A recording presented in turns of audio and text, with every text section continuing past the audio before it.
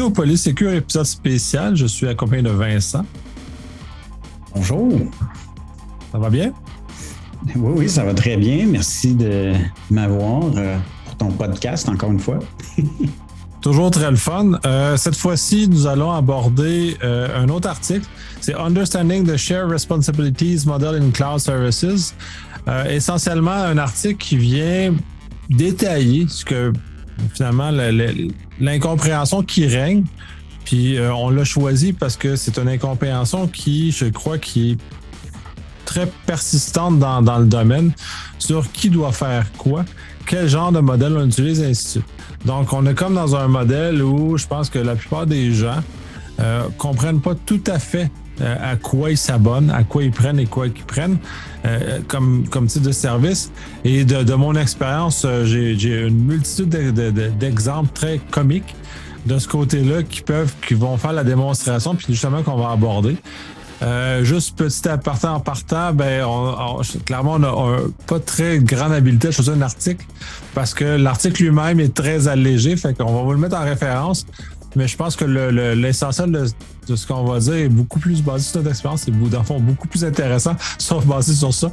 Outre l'effet que l'article prend le temps de faire des définitions qui sont quand même essentielles à la compréhension et qu'on ne reprendra pas dans ce podcast-ci parce que essentiellement, c'est pas ça le but de l'exercice. Si vous ne maîtrisez pas les définitions, comme de PAS, IaaS et SaaS, allez lire l'article. Il va donner d'excellentes définitions. Nous, on va partir de ces définitions-là et on va aller plus loin avec ça. Fait que je te repasse la balle un peu comme amorcer un peu de ton côté, comment tu vois les choses, puis on va s'amuser à discuter de ce sujet-là. Je pense qu'il y a beaucoup d'effets cocasses à adresser. Effectivement. En fait, pour renchérir, je pense que la plus-value de ton podcast, c'est justement notre expertise ou en tout cas l'expérience qu'on peut amener par-dessus ou la plus-value qu'on peut amener par-dessus l'article. Fait que quant à moi, ça me convient d'aller un peu au-delà de l'article. Ça, c'est clair que j'ai beaucoup d'histoires et de peut-être des drôles et des moins drôles, mais j'ai beaucoup d'histoires à raconter. On va voir que le fait qu'on va les raconter sur un angle cocasse et non déprimant, en tout cas en espérant d'amener les gens dans une chose qui va les aider à réfléchir justement à ne pas faire des erreurs ou à faire des gestes qui sont peut-être pas appropriés. Donc, je vais te laisser commencer avec un premier exemple ou un premier regard sur ce genre de choses-là, puis je vais renchérir avec les miennes, puis on va s'amuser avec ça. OK.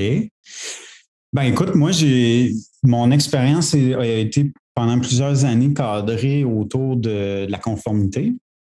Donc, avant de faire de la gestion de risque, là, je faisais beaucoup de conformité. Donc, d'un point de vue auditeur, puis j'étais pas l'auditeur en tant que tel, donc je faisais la coordination de travaux d'audit, en fait. Donc, j'étais amené à rechercher les évidences que l'auditeur demandait à toutes sortes de départements et d'équipes. Et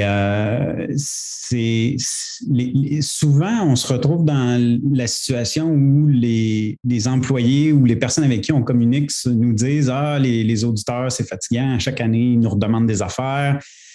Puis, il faut tout le temps expliquer tout. » Puis, la raison pourquoi je fais le lien ici, c'est que le cloud accentue de manière, j'irais presque à dire exponentielle, cette difficulté-là de qui a la responsabilité. Parce qu'à partir du moment qu'on définit qui a la responsabilité, c'est cette personne-là ou ce département-là qui a la responsabilité, effectivement, de démontrer ou de fournir les évidences à l'auditeur que le contrôle qui est recherché là, est efficace, en place, etc. Et donc, cette question de qui a la responsabilité, par exemple, d'un contrôle de sécurité, que ce soit le fournisseur de services ou l'entreprise elle-même, elle est très fréquente. Et souvent, les gens vont penser « Ah, c'est le fournisseur qui nous donne ce service-là » et vont très rapidement se retourner vers le rapport je vais dire, certifiant la mise en place des contrôles. Donc, ça peut être un SOC 2, ça peut être des fois un ISO 27001, ça peut être toutes sortes de rapports de ce genre-là. Puis là, on se met à analyser les rapports avec les auditeurs, puis on se rend compte que, non, le contrôle qu'on cherche n'était pas sous la responsabilité du fournisseur, il était sous la responsabilité de l'entreprise, et donc il y a une faiblesse ou en tout cas une observation qui est soulevée par l'auditeur à cause de la méconnaissance ou, je vais dire, le fait que l'entreprise avait pris pour acquis que tout était rendu chez le fournisseur, mais malheureusement, ce n'est pas toujours le cas. Ouais, puis je vais renchérir là-dessus, puis je trouve que ton angle est super intéressant parce que moi, c'est de l'époque des SAS 70, avant que ça devienne des SSAE 16 et des SSAE 18 maintenant, ou ça a peut-être évolué depuis, qui sont des rapports de conformité qui sont demandés à un hébergeur ou à un sous-traitant par de grandes compagnies. Fait que là, il y a comme ce raccourci-là. Et à l'époque, quand on sous-traitait nos TI, moi, je vais voir l'exemple, c'est pas un grand secret, là, mais Desjardins sous-traite une partie de ses TI. Il y avait ces rapports-là qui étaient obligatoires. Sauf que quand ils sous-traitaient, c'était à l'ancien temps, avant l'info numérique, les contrats étaient clairs où la ligne arrêtait et où qui était responsable de quoi. En tout cas, à 95%, c'était maîtrisé par les deux parties. Il y a des petites chicanes de temps en temps, justement, parce que là, il n'était pas content, puis là, bon, il y a toujours une petite place d'interprétation. On met un peu d'avocat dans l'histoire, il y a toujours de la place d'interprétation. Mais somme toute, c'était assez bien maîtrisé des deux parties pour la vaste majorité. Puis les rapports, ça 70 servait justement à venir tracer, à s'assurer que le fournisseur dans lequel on avait sous-traité justement nos traitements TI répondait à nos critères, puis ainsi de suite. Fait que ça, c'était clair, c'était facile ça. L'info nuagique, on s'est départi de tout ça parce qu'on achète tout dépendant du type de service. Puis ça, là, l'article est intéressant parce qu'il donne les 3 niveaux. En SaaS, on consomme un service. En PaaS, on consomme une plateforme. Et une plateforme, ça veut dire des systèmes technologiques moins sophistiqués, moins complets. Et en IaaS, on consomme que de l'infrastructure essentiellement. Donc, c'est quasiment un hébergeur, somme toute, c'est à peu près un niveau d'hébergeur. Fait que le niveau de responsabilité va changer chez un même fournisseur infonuagique. C'est là qu'il y a encore mélangé encore plus les gens, puis c'est là que ton point de départ est excellent parce que justement, la ligne n'est pas à la même place. Déjà qu'on avait, des fois, il y avait un peu de confusion dans un contexte d'hébergement conventionnel avec un contrat signé par les parties, négocié et établi. Là, on tombe dans un contexte où on ne négocie aucun contrat. Le contrat est généralement imposé par le fournisseur infonuagique et les clauses sont à l'intérieur. Et pour des raisons obscures, la plupart des compagnies ne lisent pas l'ensemble des clauses. Et pour chacun des 3 niveaux de services qui sont offerts, puis des fois, il y a des variantes supplémentaires, genre database de service ou ainsi de suite. Mais somme toute, les 3 grandes variantes, le niveau de responsabilité, il est très différent. Et qu'est-ce qu'on doit faire est très différent. Puis là, c'est là où on voit les gens qui avaient comme OVH ont subi un avarie, un centre de données qui a brûlé. Et il y avait comme une présomption qu'il y avait des backups. Et donc, quand on lit les petits caractères, il n'y a pas de backup parce que les backups, dans ce cas-ci, sont responsabilité du client. Parce que les autres, c'est l'infrastructure à ce service qu'ils prenaient. Donc, on louait des machines. Et si tu ne prenais pas backup de tes machines, ben, tant pis, la machine disparaît, elle disparaît. Ce qui est très différent, disons, on va dire, je vais boucler en sens où le SaaS, que la plupart des compagnies ont pris avec le confinement, disons, Office 365 avec Teams et tout le pataclan. Ça, c'est du vrai SaaS. Et eux offrent un niveau de service, puis il faut vraiment le lire, les petits caractères, parce que c'est très subtil où la ligne arrête. Même si les beaux diagrammes qu'on voit sur le web qui expliquent où la ligne se situe, c'est pas tout à fait là. C'est-à-dire que dans ce cas-ci, Microsoft va s'occuper le côté PCA, le contenu des affaires, c'est-à-dire qu'il y a une relève active entre 2 sites à plus que 250 km de distance, blablabla, tous ces éléments-là, mais ils ne font pas de backup. Et l'importance des backups dans ce cas-ci n'est pas la même sur site que sur l'infonuagique. Donc, est-ce qu'on va vouloir faire des backups de O365? Dans certains cas, non, parce que ça ne sert à rien. Dans certains cas, oui, ça peut être très utile. Et les modèles d'affaires ont changé. Et si on réplique le sur-site, c'est inefficace, c'est pas payant. Et si on oublie de faire certaines fausses livrations, comme avec OVH, ben là, on se retrouve les clottes à terre avec on a tout perdu.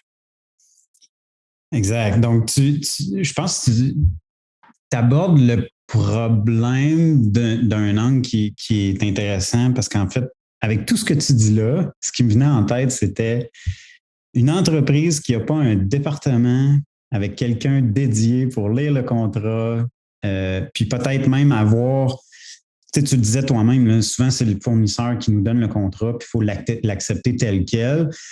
Ou il faut que tu te rendes compte de, OK, le fournisseur m'offre option A, B, C. Puis d'ailleurs, c'était le cas de OVH. OVH a je ne sais pas combien de formes de data center ou de centres de données, puis de services infonuagiques, mais je sais pertinemment qu'ils offrent le service, je vais dire, tout inclus, mais probablement à un coût que certaines personnes se disent, ah, c'est bien trop cher. Donc, vont vers l'option, je vais dire, un peu plus petite parce que ça les intéresse plus sans qu'ils se rendent compte que ben, je n'ai pas la protection en cas que le centre de données passe au feu, justement. Tu sais. Parce que justement, ce centre de données-là qui a passé au feu, ben, il n'y avait pas de mesure de protection anti-feu. Donc, à partir du moment qu'il y a quelque chose qui a commencé à brûler, ben, tout le reste est passé. Fait que, mais tu sais, c'est ce qui faisait que OVH était capable d'offrir des prix peut-être plus compétitifs. Donc, comme tu dis, il faut... Mais pour ce type de service-là, c'est ça qui est important parce que, tu sais, dans ce cas-ci, c'est pas OVH qui est en faute, c'est les clients qui n'ont pas lu les clauses du service qu'ils ont pris. Parce que c'est effectivement, tu payes pas cher, ben c'est pas cher ce que tu as. Puis, c'est très correct.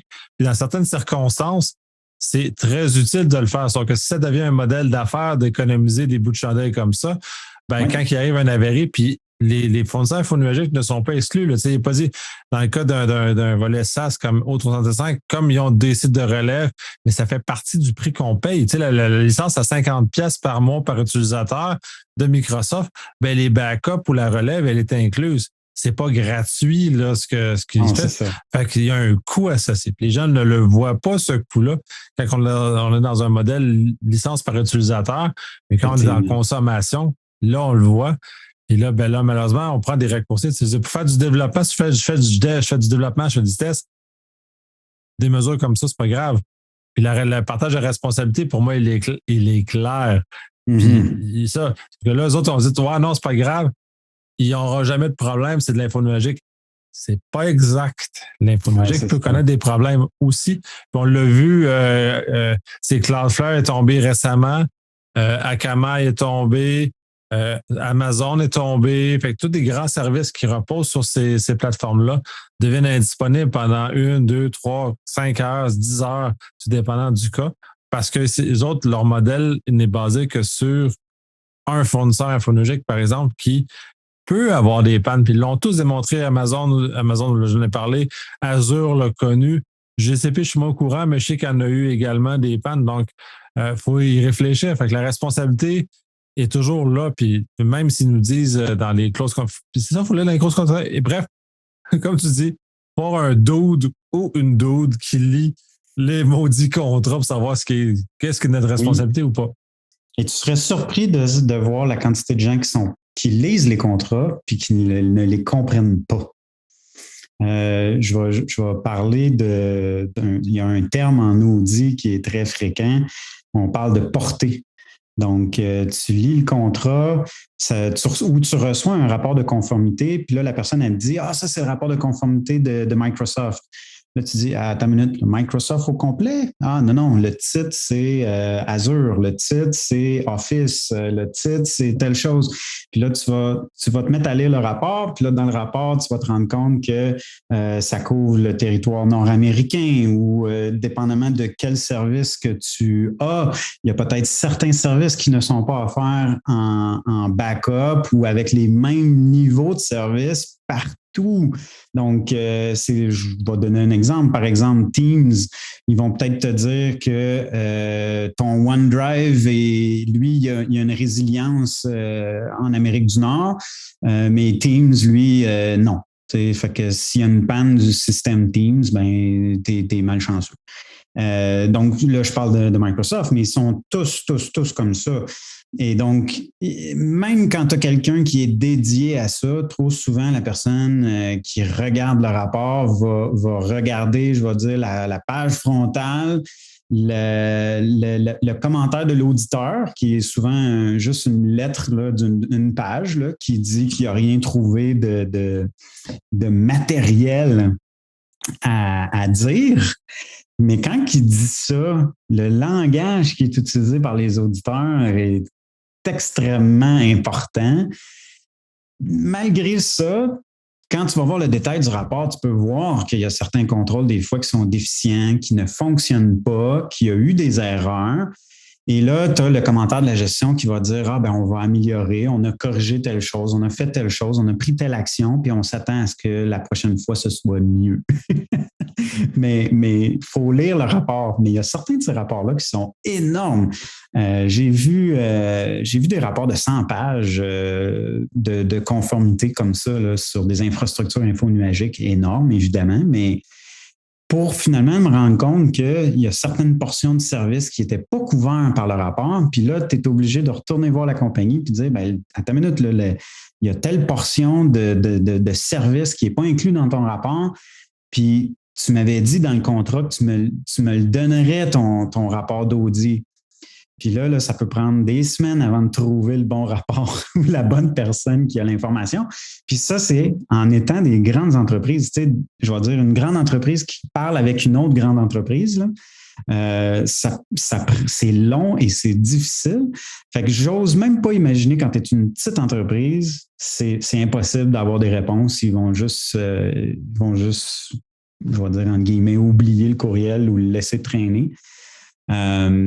Ou, comme tu disais tantôt, là, ton service, c'est ça, puis tu n'as pas le choix. Tu n'as aucune négociation à faire. C'est pour ça que de plus en plus, je trouve que, puis on le voit un peu avec le modèle des applications mobiles, là, quand tu achètes une application mobile, ils te disent, tu ouvres l'application pour la première fois, puis là, ils te montrent un contrat ou en tout cas un privacy policy, peu importe. Puis là, ça fait des pages et des pages. Puis là, ils s'imaginent que tu vas lire 50 pages de privacy policy sur ton téléphone. Même si je n'ai pas de problème de vision, ça ne m'intéresse pas. Tout ce que je veux, c'est utiliser l'application, puis tu fais OK. C'est incroyable comment c'est absurde. C'est un peu le même principe avec les services infonuagiques. Ils se disent, si tu veux utiliser mon service, il faut que tu acceptes, sinon... Oui, en plein ça. Puis de toute façon, il y a tellement de nuances parce que les maudits contrats, moi, c'est les contrats Microsoft que j'ai eu à analyser beaucoup. C'est une job parce que justement, je trouve ça important que tu stipules justement la portée. Puis la portée, les gens l'oublient tout le temps là, en projet ou peu importe dans quelles circonstances. Oui. Je ne sais pas pourquoi l'humain n'aime pas gérer la portée. Ça, c'est plus fort que lui. Les gens vont commencer à... Puis c'est d'expérience professionnelle. Je présente un livrable, puis là, il commence à poser des questions qui sont hors portée. Je dis, ouais, non, mais le livrable est dans cette portée-là. Ta question est juste invalide parce qu'elle n'est pas dans la portée. Ça ne sert à rien. Tu peux parler autant que tu veux. Ça ne change rien, c'est pas dans ma portée. Fait que c'est justement ce que les fournisseurs infonuagiques, c'est important de la regarder parce que c'est des services qui sont immenses quand on les connaît vraiment, quand on a la moindre idée comment tout ça s'articule. C'est tout à fait très, très grand. Et là, c'est là où c'est important de voir comment les liens de dépendance, tous les éléments contractuels qui nous amènent parce que sinon, on est malheureux. Puis ça nous utilise pas aussi à prendre justement parce qu'on parle de responsabilité partagée. Où est notre responsabilité? Puis c'est là où ça devient important. Puis je trouve ça dommage que les compagnies infonuagiques nous donnent un peu de poudre aux yeux en nous expliquant pas tout à fait où est notre responsabilité. Parce que si on m'explique, OK, ta responsabilité est là, OK, je vais prendre un backup de mes choses-là, je vais m'assurer que ça, c'est en relève, je vais m'assurer que mes morceaux sont là. C'est un peu ce qui est arrivé, là, je ne connais pas les contrats VH, mais généralement, comme tu dis, les contrats qu'on reçoit, c'est tellement plate que tu mets en dessous. Puis généralement, la plupart des gens, puis c'est tout des PME, des TPE, c'est des choses, des petites structures qui n'ont pas la capacité de le lire, ce genre de choses, parce que c'est pas des grandes compagnies. Fait qu'eux sont encore plus pris à lire un contrat de 50 pages dans lequel ils n'ont pas le temps de le lire. Puis ils prennent, puis ils s'en vont, puis ils avancent. Fait que au moins, si tu es capable de vulgariser le contenu pour aider les petites structures à connaître la portée des situations et qui prennent les bonnes mesures, puis qui finissent par comprendre que oui, c'est important de le payer, les maudits backups. C'est important de payer le service plus là, qui coûte 3 de plus de l'heure ou du par mois ou peu importe la structure. Ben, voici les bénéfices. Faire du upselling, mais par les bénéfices de sécurité, puis ils font pas exactement ça. Parce que j'ai pas vu de revendeurs qui sont sur les bénéfices de sécurité dans l'upselling. Ils font d'autres structures de upselling parce que les services sont plus beaux. Mais moi, c'est la sécurité qui m'intéresse en termes de upselling.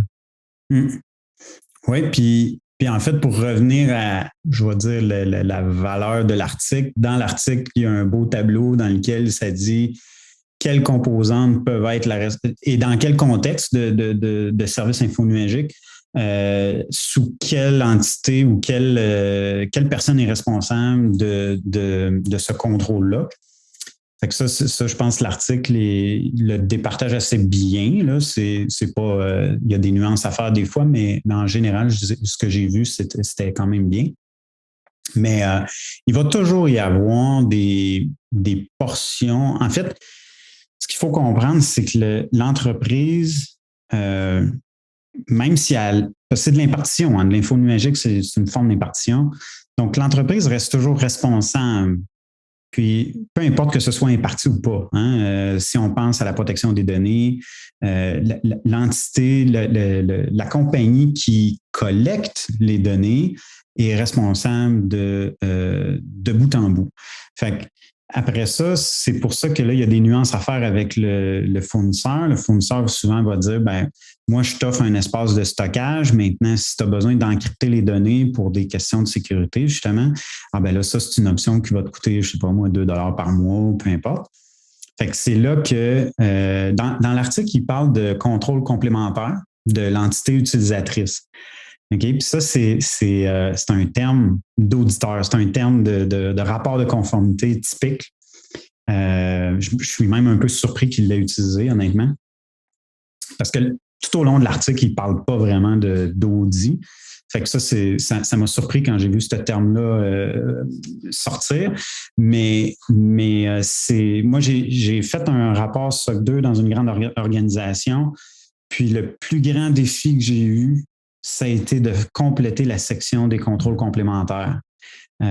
Parce que justement, il y a tellement de fournisseurs, il y a tellement de contrôles, de nuances à travers les contrôles que ça a été plus long de faire ce bout-là que, je vais dire, le 3/4 du rapport. J'exagère un peu, là, mais ça a été quand même assez pénible. Puis, je fais le lien avec ce que je disais en entrée de jeu. Les gens disent aux auditeurs, ah, vous êtes fatigants, vous venez tout le temps nous poser les mêmes questions. Oui, mais c'est parce que ce n'est pas documenté.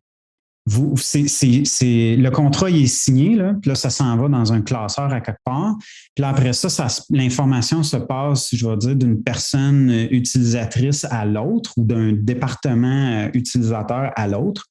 Puis là, c'est de personne en personne que l'information se propage. Donc, sachant qu'il y a une rotation de personnel quand même assez fréquente dans les organisations, que on s'entend, là, on parle d'années ici. Là, une personne, c'est rare qu'elle va rester à faire la même chose plus que 2 ans, 3 ans, gros max. Donc, à tous ces cycles-là, il y a une perte d'information. Puis, quand on avait des contrats d'impartition peut-être plus standards, où ce n'était pas de l'info nuagique du service à la demande ou à la consommation, bien là, c'était beaucoup plus départagé. Les responsabilités, il y en avait beaucoup qui restaient à l'interne de l'organisation, que ce soit la gestion des accès, etc. Donc, c'était un petit peu plus facile, malgré le fait qu'à cette époque-là, c'était pas plus documenté, mais c'était un petit peu plus facile parce que c'était fait à l'intérieur de l'organisation. Là, ce qui se produit, c'est que tout a été externalisé ou presque. Puis là, les entreprises d'info-nuagique te disent « Ah, mais tu as juste besoin de pousser un bouton, puis c'est comme fait par magie, tu sais. » Oui, mais c'est parce qu'il faut que tu le pèses, ce bouton-là, puis tu peux le désactiver aussi facilement que tu peux l'activer. Puis là, l'auditeur va te demander, ben qu'est-ce qui me démontre que le bouton il était actif pendant 364 jours dans la dernière année? C'est cette démonstration-là qui est peut-être plus difficile dans certains cas avec les services infonuagiques. Surtout si tu n'as pas fait de suivi durant l'année pour dire voici l'état de mon service à la date X ou Y. Donc, je te dirais que la documentation, puis je vais réutiliser un terme que j'ai utilisé par le passé dans une autre organisation. Ils appelaient ça de la documentation permanente. Quand tu as un contrat, à l'intérieur du contrat, tu as des niveaux de service, tu as des responsabilités, des rôles et des responsabilités normalement qui sont définis. Ben, le contrat, il ne faut pas que tu le ranges dans le fond d'un tiroir ou d'un classeur parce que c'est au quotidien que tu exécutes ces tâches-là. Puis aujourd'hui, je ne connais pas beaucoup d'organisations qui documentent ces informations-là de manière efficace et qui en font le suivi de manière efficace. Oui, c'est ça. De façon l'impression classique, c'est les contrats qui balisaient de façon très claire où ça n'était. Si on regarde avec Office 365, c'est moins clair que c'est balisé comme ça. Puis en plus que au 365 est très dynamique en soi. Donc, c'est un service qui évolue, qu'il faut suivre et qu'il faut amener à maîtriser. Et c'est là où les gens ont oublié, puis je l'ai vu plusieurs organismes qui ont tombé dans ce piège-là. Ils pensent qu'en recevant le service, il est sécurisé de facto. La réalité, c'est que ce qui est sécurisé, c'est l'infrastructure qui héberge le service. Mais le service lui-même, donc les données qui sont à l'intérieur de celui-ci, la sécurisation elle est à la charge de l'organisation qui en prend charge. Et clairement, puis Microsoft puis AWS, puis c'est deux exemples très, très pertinents qui ont amené à comprendre. Le premier, c'est Microsoft a maintenant imposé le MFA, l'authentification multifacteur, à tous les comptes qui se branchent sur les choses. Donc, ils ont obligé les organisations récalcitrantes qui n'avaient pas les ressources et ainsi de suite. Maintenant, le MFA est obligatoire. Tu peux plus t'en sortir. C'est rendu une configuration par défaut maintenant qu'ils ont obligé d'y passer. Ça, c'est une responsabilité que le fournisseur a pris parce qu'il constatait trop de gens qui étaient négligents sur les configurations qui étaient leur responsabilité. L'autre, c'est les maudits buckets S3 de AWS. Et il y a eu tellement de fuites de données par ces buckets-là parce que les gens ouvraient l'accès aux buckets S3 à la planète entière. Donc, ça ouvrait le contenu au complet. Il y a eu des secrets de militaires confutés comme ça, des secrets d'État, des brevets, des secrets commerciaux. Tout y est passé par ce genre de choses-là. AWS a fini même par changer son processus. Donc, maintenant, pour ouvrir un bucket S3 à la planète, là, il faut passer à travers plusieurs écrans qui disent oui, es-tu vraiment sûr de le faire? T'es sûr, là. Es-tu vraiment sûr parce que ça va faire mal? Là, tu vas passer à travers. Et malgré ça, il y a des gens qui ouvrent les buckets S3 de la planète et qui font des fuites. Malgré ça. Fait que les gens ne comprennent pas cette espèce de nonchalance-là. Elle est fascinante, mais j'ai l'impression que les gens ne comprennent pas où est la ligne parce qu'ils pensent que parce que Amazon investit des milliards par année en sécurité qu'ils vont protéger leurs informations. Non, ils vont protéger leurs infrastructures. Là, tu amènes un point intéressant qui, je vais faire un aparté. En fait, c'est qu'il y a des gens, ils ne connaissent pas toutes les données qui sont en leur possession. Ça peut être un facteur qui fait que malgré les multiples écrans, ils se disent non, il n'y a pas de problème, j'ai juste, c'est des données publiques. Ils vont penser ça, mais ils n'auront pas pensé à la donnée que peut-être leurs voisins de cubicule ou de leurs collègues utilisent, puis que celle-là est peut-être pas aussi publique. Et donc, il y a une méconnaissance de l'environnement, je vais dire de l'architecture, là, pour utiliser un mot savant, de l'architecture des flux de données entre je vais dire les buckets ou les infrastructures de l'organisation. Puis, la mécompréhension peut-être finalement peut-être que la personne, elle le sait quelles données qui sont sur je vais dire l'actif ou le bucket, mais que pour elle, c'est de l'information qui est publique ou qui n'est pas nécessairement à protéger. Donc, il y a des gens, il y a des entreprises qui sont beaucoup plus frileuses que d'autres. On va prendre l'exemple, mettons, d'un nom, une adresse courriel. Est-ce qu'un nom, une adresse courriel, c'est de l'information publique, privée, confidentielle, etc.? Il y a beaucoup de débats sur la place publique sur ça. J'ai cru voir un jugement à un moment donné. Je pense que maintenant, il y a de la jurisprudence au Québec, peut-être pas ailleurs, mais au Québec, je pense qu'il y a eu une jurisprudence. Puis là, il ne faudrait pas me tenir. Je ne suis pas certain de ce que je vais dire là, mais il me semble que c'était au Québec qu'il y avait eu une jurisprudence sur le fait qu'une adresse courriel, c'est public.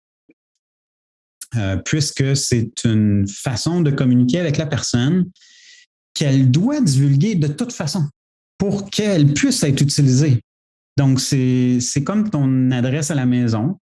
C'est une adresse qui est publique, dans le bottin. Maintenant, est-ce que l'adresse courriel et ton nom combiné, est-ce que ces deux informations-là devraient coexister et est-ce que ça, c'est public? Ça, c'est un autre débat. Mais une adresse courriel, à la base, c'est fait pour être communiqué. Puis, je me demande même si dans le cas auquel je fais référence, ce n'était pas une adresse courriel d'entreprise spécifiquement. En tout cas, je n'irai pas plus loin pour ne pas me mettre le bras dans le tordeur plus qu'il faut, mais juste pour dire que certaines personnes vont croire qu'une adresse courriel, un nom, c'est public, puis c'est pas grave. D'ailleurs, il y a des gens qui vont envoyer des courriels à 50 personnes sans cacher les destinataires. Ça arrive encore aujourd'hui, puis les gens ne se rendent pas compte qu'ils ne devraient pas faire ça. Est-ce que c'est pas par méchanceté, c'est par méconnaissance aussi peut-être de comment les courriels fonctionnent, là, mais de comment protéger la vie privée des gens. Donc, voilà, je pense qu'il y a peut-être ce facteur-là qui fait que malgré les multiples écrans, il y a encore certains... Mais le fait qu'il y ait une barrière supplémentaire, je suis convaincu que ça a quand même diminué ça oblige l'être humain à se poser minimalement des questions, bien qu'on connaît tous quelqu'un qui clique sur OK plus rapidement que son ombre, mais ça, c'est comme quand on installe des logiciels, hein? C'est next, puis on ne prend pas le temps de lire. Ah, où c'est que je l'ai installé, l'application? Je ne me souviens pas. Oui, en fait, des fois, on est un peu négligent, ce genre de choses-là. Puis tu parles de choses comme ça, puis quand tu utilisais des courriels, les sites européens exigent l'acceptation des cookies. Je prends pas le temps de lire. Moi, quand j'accède à un site, c'est parce que je veux l'information qui est dessus. Est-ce que je vais prendre 10 minutes pour lire le contrat quand j'ai 5 secondes de temps à aller chercher l'information que j'ai besoin sur le site? C'est super pas payant. Fait que c'est pas une bonne stratégie pour atteindre l'objectif. C'est la pire stratégie qu'ils ont pu prendre pour essayer de contrôler les cookies. Là, tu visites un site sur ton ordinateur, sur ton téléphone, sur ta tablette, puis tu as le maudit pop-up qui apparaît. Il faut que tu acceptes. Puis là, des fois, il y a des compagnies qui utilisent des manières un peu louches. Je vais appeler ça louche pour ne pas dire déviante.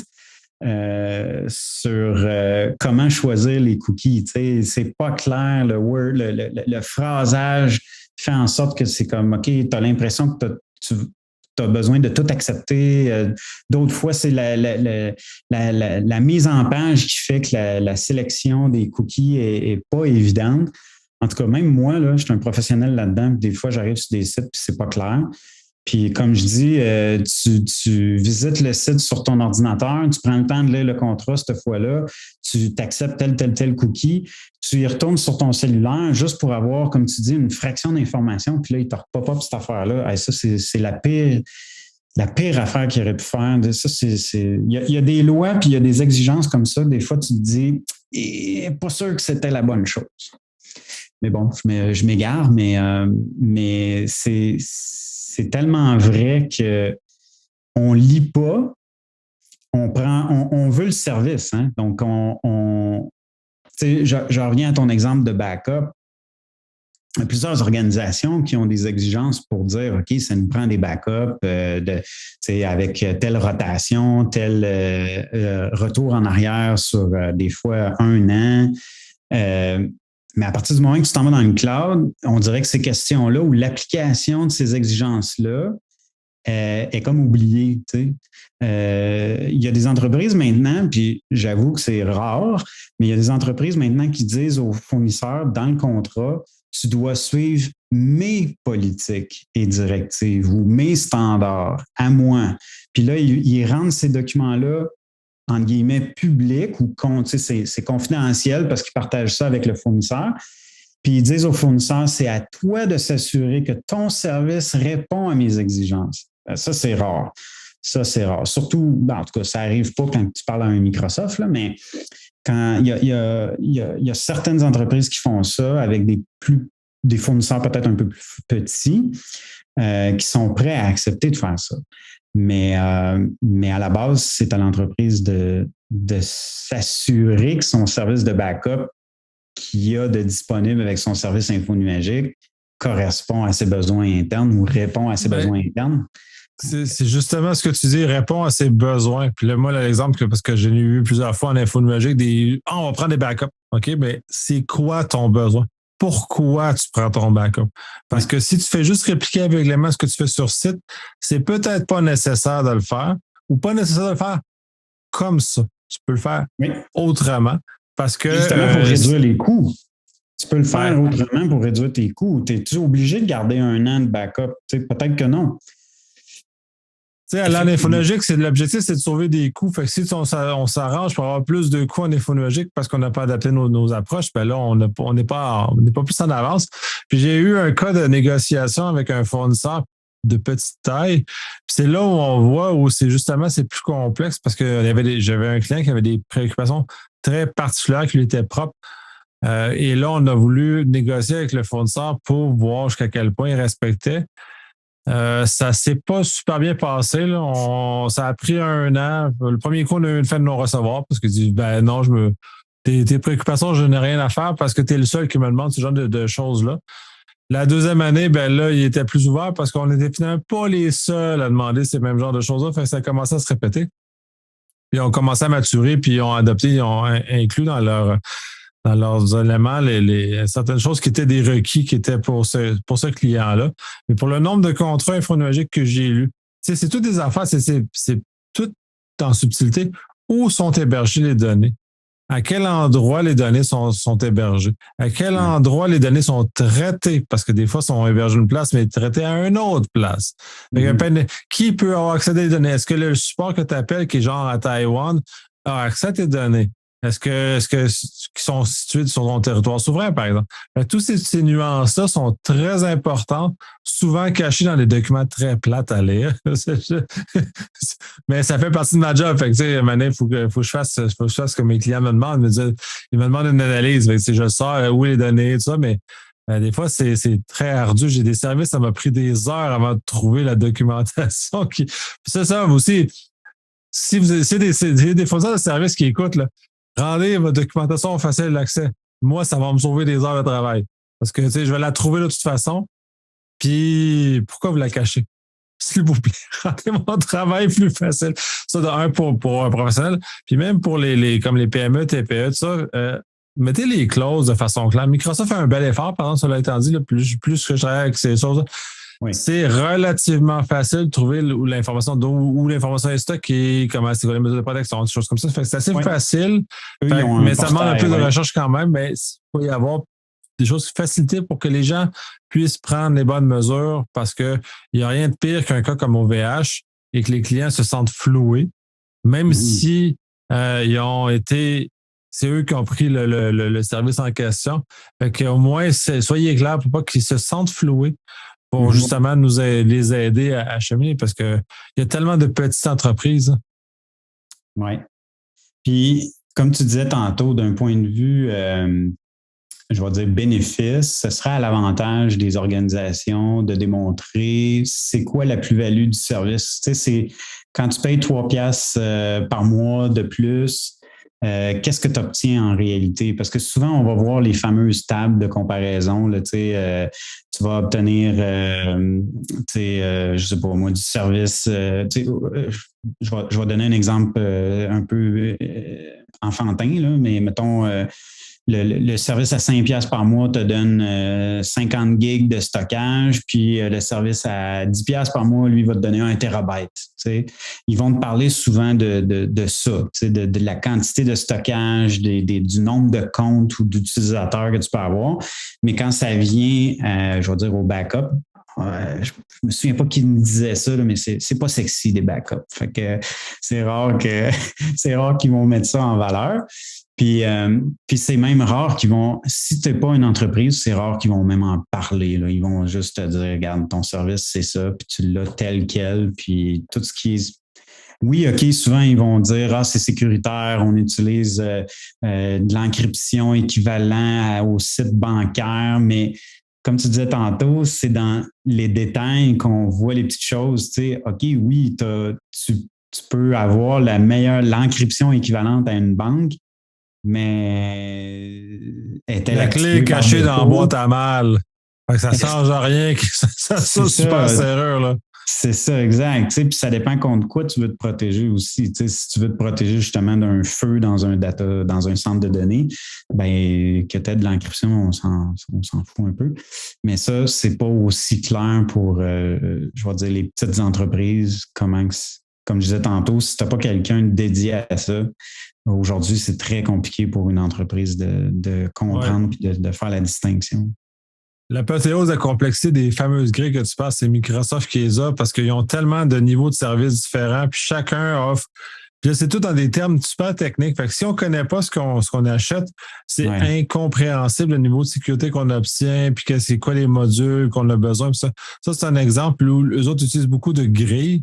GCP et AWS sont similaires, mais je ne les ai pas eu à les analyser, fait que je n'ai pas d'exemple de comparable. Où tu vas chercher des services un peu plus clés en main, des SaaS, comme genre SurveyMonkey, par exemple, ou Doodle, ou Calendly, ou ce genre de choses-là. Eux ils ont sorti un nombre beaucoup plus restreint de bundles et de comprendre comment chaque bundle a l'effet sur la sécurité de nos informations. C'est jamais clair. Tu sais, c'est pas sexy. C'est à part dire qu'il y a le SSO avec l'authentification de l'entreprise. C'est à peu près tout ce qu'ils disent comme sécurité supplémentaire quand tu upgrades tes packages. Tu n'as aucune idée des backups, tu n'as aucune idée de la relève, tu n'as aucune idée de rien. Fait que le service, il pète, tu n'as aucune idée de ce qui arrive. Puis on le voit, là, tu sais, même des services grand public comme Netflix, par exemple, va tomber en panne parce que les AWS vont tomber en panne. C'était quand même assez sérieux, là. Fait que là, eux autres même n'ont pas de service de relève, que tu as un service consommateur. Fait que là, il y a une panoplie d'interrogations à avoir. Il y a beaucoup de questions à se poser. Je pense qu'on a pas mal fait le tour du sujet. Là, je sens qu'on commence à se répéter un peu sur nos commentaires. Y a-t-il quelque chose que tu voudrais ajouter? Non, effectivement, je pense qu'on a fait le tour. Écoute, il y a des contrôles complémentaires. Il y en a des centaines en réalité, là. Je pense que ça prend un bon... faut avoir un bon cadre ou je vais dire un référentiel que l'organisation veut utiliser. Que ce soit une petite entreprise ou une grande, je pense qu'il faut avoir un bon référentiel, adapté encore là à ses besoins, puis essayer d'avoir réponse à ces questions-là, qu'on soit dans un modèle, je vais dire, sur site ou info nuagique. Puis si les réponses ne sont pas disponibles sur le site ou dans le contrat, posez-vous des questions parce que ça ne regarde pas bien. Effectivement, moi, le conseil que j'ai, c'est faites-vous accompagner. Ça coûte moins cher de faire affaire avec un professionnel qui connaît ça pour de vrai. Puis encore là, le problème, c'est que ceux qui disent qu'ils connaissent ça, ils ne connaissent pas tout ça de façon égale, mais finalement, essayez de vous trouver quelqu'un qui est capable, qui vous paraît de connaître ça parce que va vous sauver énormément de problèmes, va vous sauver de l'argent parce que vous allez payer moins cher de licence probablement pour ce que vous avez besoin et vous ne trouverez pas dans une situation malheureuse comme les clients d'OVH qui n'avaient pas bien lu ou n'étaient pas bien accompagnés sur le type de service qu'ils devaient prendre puis devant sont trouvés un peu mal à l'aise face à une perte de données qui, dans le fond, qui sont malheureusement l'ultime responsable. Ouais. Donc, je te remercie encore pour ton temps. Très agréable. Cet échange-là nous a permis justement d'aborder des axes très intéressants, très divers. Fait que, à la prochaine. Merci beaucoup. À la prochaine.